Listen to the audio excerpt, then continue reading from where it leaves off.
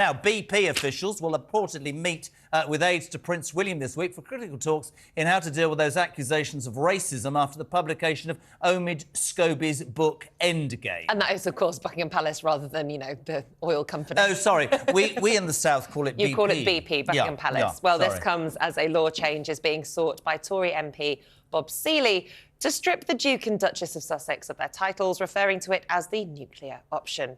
Well, joining us this morning is our royal editor, Sarah Keeson. Morning, Sarah. Good morning.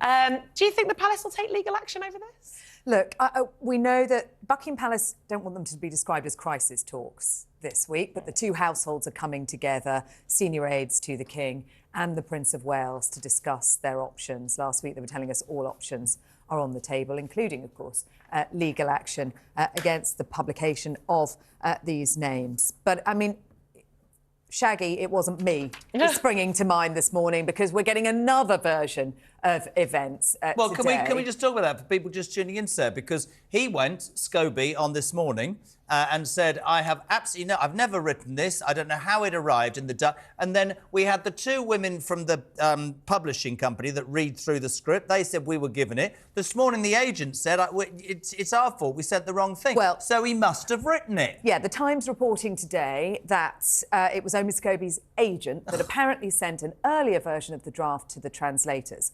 Last week here on Breakfast, we were talking to a Dutch translator who said it's such tight timeframes. You often get earlier versions sent, you start working on those, and then you update them. Is that what's happened? Saskia Peters, one of the translators involved, as you said, Jeremy, had said, I never inserted the names. This isn't a translation error. I just translated what was in front of me. But these talks will take place this week. I think the members of the royal family utterly dismayed, furious that they've been dragged into this, their names out there in the public domain now. Because it's not a translation error. You can't there's no Dutch translation for the name Kate or Charles. And Omid Scobie said, I never submitted a manuscript with those names in it. Well, that doesn't add up if it's the agent that submitted an earlier draft, because if it was in an earlier draft... But it's semantics, isn't it? There's a big debate. I'm interested in you from a royal point of view. Nick and I have had our say. Is it time for the British royal family to come out and say, do you know what? You can do one, you two. This is absolutely wrong. Or don't complain, keep quiet, carry on.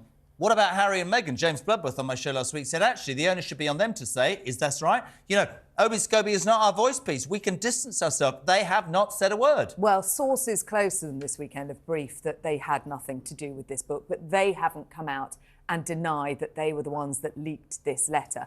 There's been an internal investigation at Buckingham Palace already. They are confident that a very tiny, tiny handful of people had seen the contents of this letter and that the leak hasn't come from this end. But as you mentioned, should they be stripped of their titles? Bob Seely MP using First World War legislation, the Titles Deprivation Act, which was used to distance the royal family from German ancestors, German members of their family, to try and see them stripped of their titles. Is Bob Seely doing the same with Prince Andrew because of his friendship with a convicted child abuser? Good question. I wonder. Question. Well, I wonder if he's wasting his breath on that as well. Perhaps you should ask him to come on. I would love to have Bob Seely on and put that exact question. Just very quickly, we asked, you know, about should the King speak out. Jamie, he never publicly addressed the Prince Andrew row, so he'll just have to take it on his dignified chin. There we go. Sheila says, yes, they should address the scandal. It has the potential to ruin the royal family reputation, and Harry and Meghan have said enough. The King should speak up. I was talking earlier about this, Sarah. I'm having a mixed-race baby. You know, we've had conversations on both sides of the family of wondering what the skin colour of the baby is going to be like. That is in no way... That's not racist, is it? No, and no one's suggesting that it is. What about when people go, that baby's so going to be ginger? Let me finish. Yeah. It's if those people show concern. That's the word. Yeah. That's the word. Used. She talked about concerns She and did. conversations. Conversations are very different. But left that and then hasn't said anything concerns. since. And then she linked it to perhaps Archie not getting a title. Yes. And that is where this becomes problematic. Of course. Do you want to hear my royal scandal before you go? Go. you not know about this? No. Went to Ronan Keating's Emeralds and Ivy ball on Saturday night with Mrs. Carr. Last time out for 2 years because the baby's coming. Her words, not mine. And had a great night. Was outside having a roll-up. I'm being serious. Sorry, that's the third time. Came in to pick up my wife and this voice across the room went, Jeremy Kyle! And this woman came flying over. So she gave a big hug and she said, and I quote, you could have sorted my family out. So I want to say good morning for the third time to the Duchess of York, Sarah Ferguson. Lovely to meet you on Saturday night. That is straight up. Amazing. Any comment? I love her. Fabulous. It's the first time I've seen the Houston Choir. I love it. Thank you so much, Sarah Houston, for joining